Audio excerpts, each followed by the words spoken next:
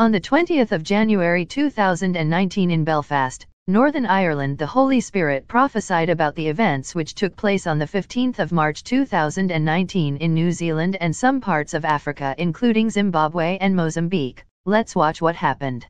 We have special coverage, very disturbing developments in a fast-evolving story. A racist terror attack in New Zealand, targeting 2 mosques, leaving this morning at least 49 people dead and many more wounded.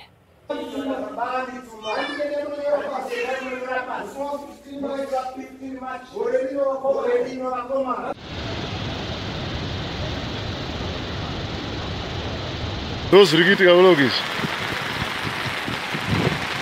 ndo road yanaimva wauya nayo nhasi saka nchatowi Jesu